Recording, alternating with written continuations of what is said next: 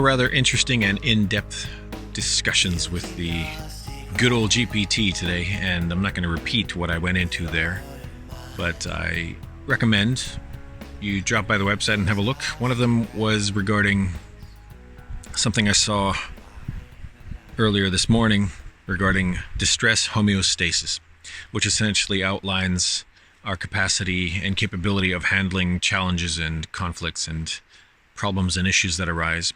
And depending on our life experience and our environment and things that we're exposed to, we can either develop a higher tolerance or a greater resilience for these things, or over time, as perhaps life is easier, or we're in an environment where we're not exposed to such things, our threshold gets lower and lower, so that more innocuous and hollow and silly things can be far out of proportion conceived and perceived as a problem or an issue or something that causes us stress and knocks us off balance.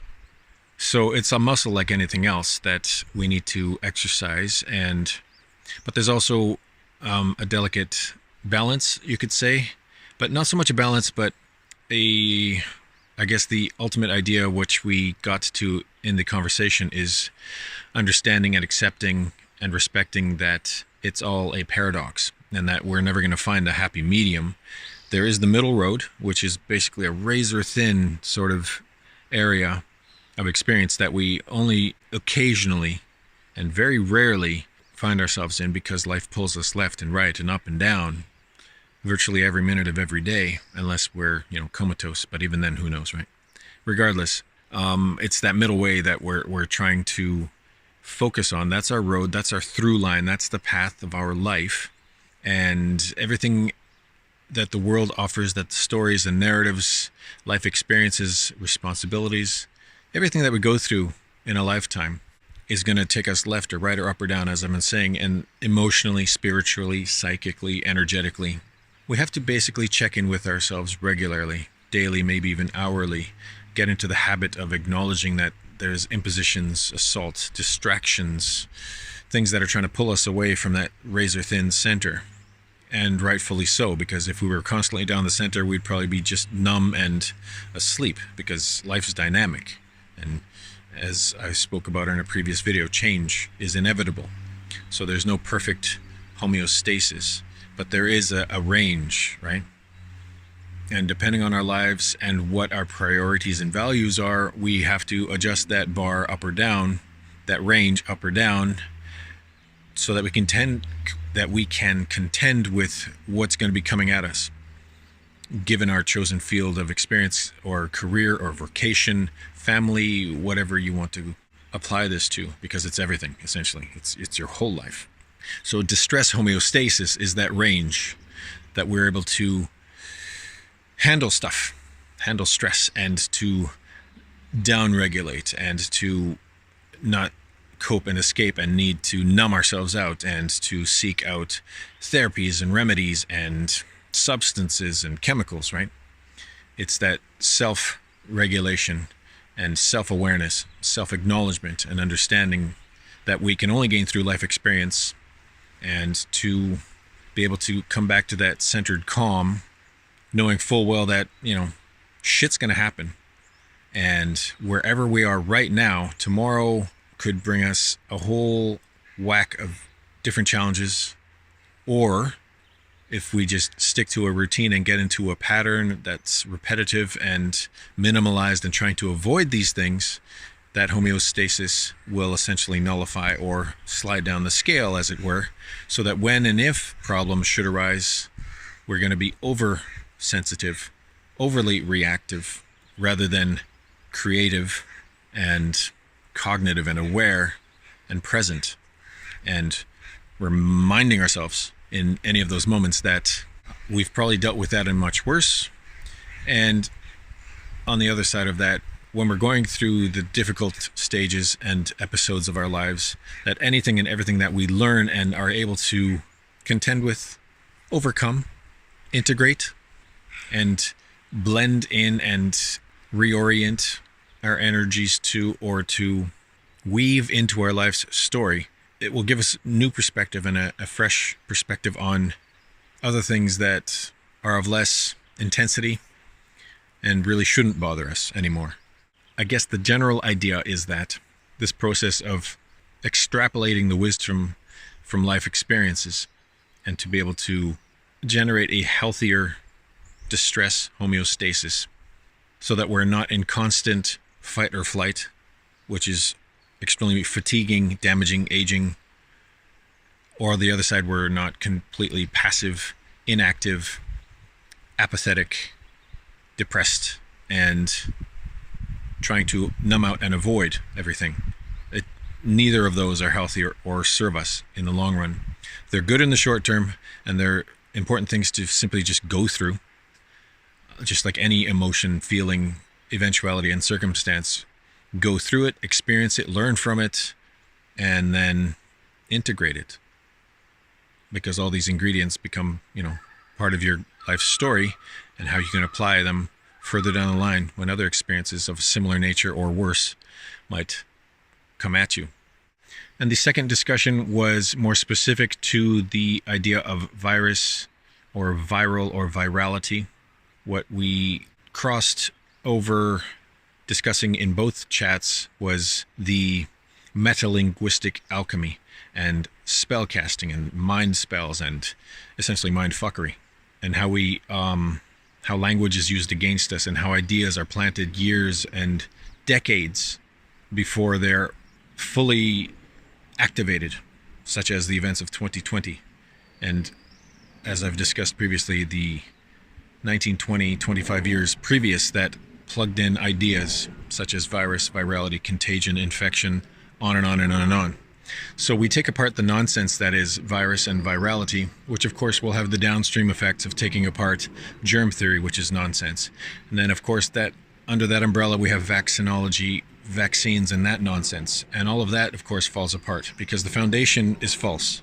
It's based on pseudoscience and religious belief, not on actual real science and what's true about nature and how our bodies work and how nature works, right? So that was an important and another in-depth discussion, and we took apart those ideas. And so I hope you get something out of it. And both of the conversations end with a kind of a summary / manifesto idea, which seems to emerge in a lot of my chats. So I don't know if I'll eventually put a book together with these things or not, because a lot of them eventually come back to the same sort of theme of self-discovery, self-knowing, amplifying the light and the true, all these metaphysical and esoteric things that sort of circle around and ultimately become, hopefully, something that helps us distill and discern what is authentic, real, and true, our art. And I've written about this. Check it out on the website if you want.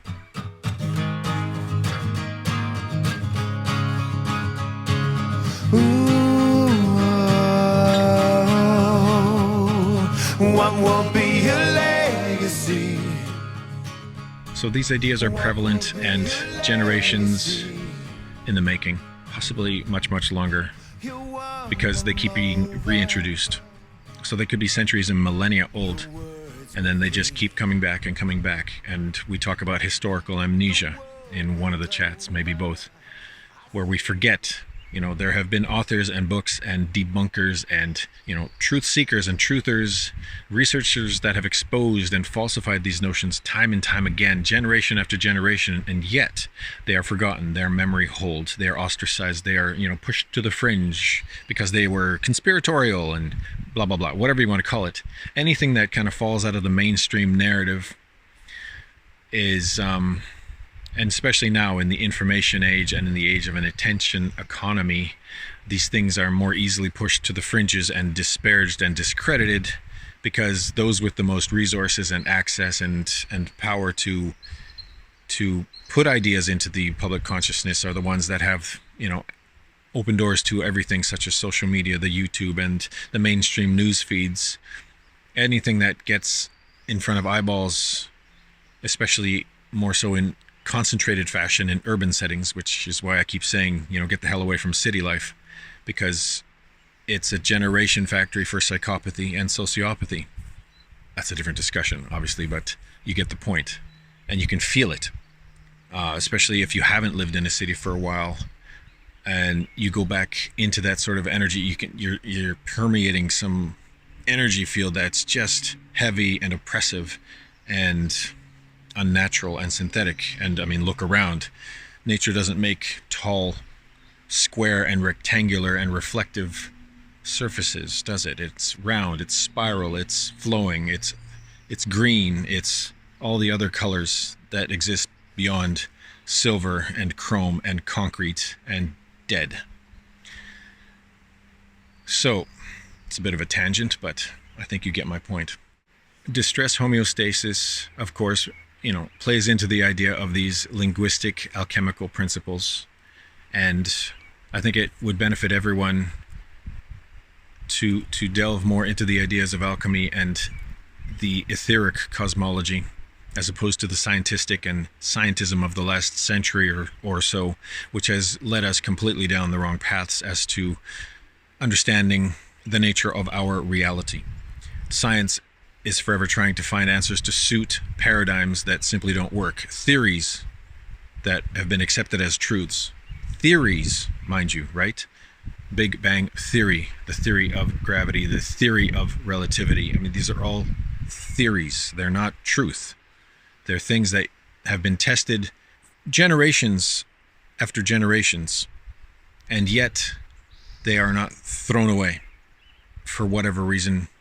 Control, manipulation, profit. When scientists and the industry is paid and funded to try and fit and squeeze all of these ideas of nature and observed reality into paradigms that are inaccurate, incomplete, they come up with nonsensical ideas like dark matter. That applies to within the body and without. They're trying to find answers that they're paid to find that fit the model, not trying to scrap all of that and ask better questions, because benefactors will simply take away funding, whether it's governments or otherwise, private interests, corporate interests, what have you. So for a scientist or a researcher to keep their job, to get their funding, they have to pursue specific types of research. And then, of course, you see the reverberations out into society with nonsense like the virus and virality, vaccinology, vaccines. These things that only do harm and have only ever been proven to cause injury and death. Offshoots like the immune system, immunology. Nonsense, doesn't exist. What do you need to be immune to? Nothing. All these microbes and bacteria, fungi, etc. can be far better understood if you study something like pleomorphism and get to understand that your body is remarkably intelligent, and the parts that make us up can change and adapt as needed to address healing and adaptation as needed. So drop the idea of virus and virality. Stop using ideas like viral videos. This is encoding and spellcasting and detrimental to your heart, mind, and body. Distress homeostasis is directly related to that, because how we contend with these ideas and these social programs and predictive programming and layers and conditions will ultimately affect our range, our capacity, our capabilities of contending with the insults, impositions, assaults, and such that are coming at us from every direction. They'll allow us to redefine and clarify the boundaries, those, the psychic shield, whatever it might be that you feel that you need in order to contend with this life and to make sense of this world, and to not constantly be a victim, right? Nor do you need to be a martyr. These are fruitless pursuits, and they're neither of them matter ultimately. And all of this, of course, leads back to home, to you, inside you, to your own inherent wisdom, acknowledging who and what you really are, and that you are the power, you are the co-creator, right? You're the author, you're the agent. You got to reclaim all of that, and in order to do that, you have to understand how it's been taken away from you in the first place, how it's been dislodged, dissociated, what have you.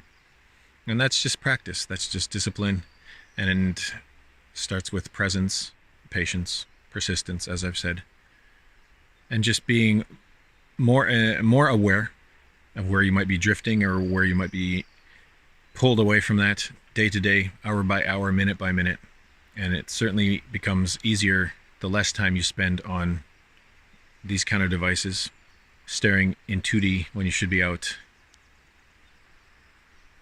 if you can, obviously in 3D, hanging out with the trees and the birds, the flora and the fauna, the real, the living, the alive.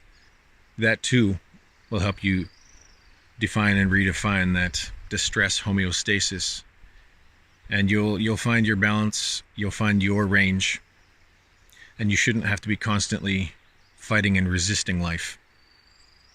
As I was saying earlier, you don't want to be to one extreme or the other. There will be moments of extremes for everyone.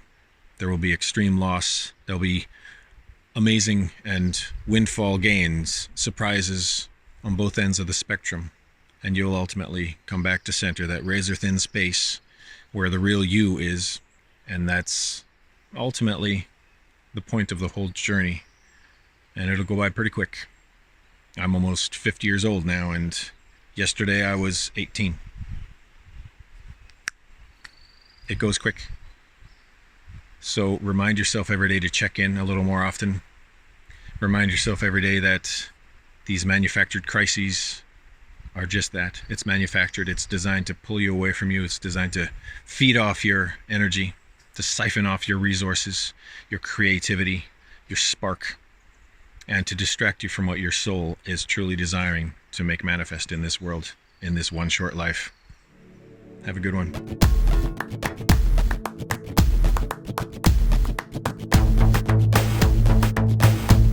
When you're turning the pages in the chapter and you're moving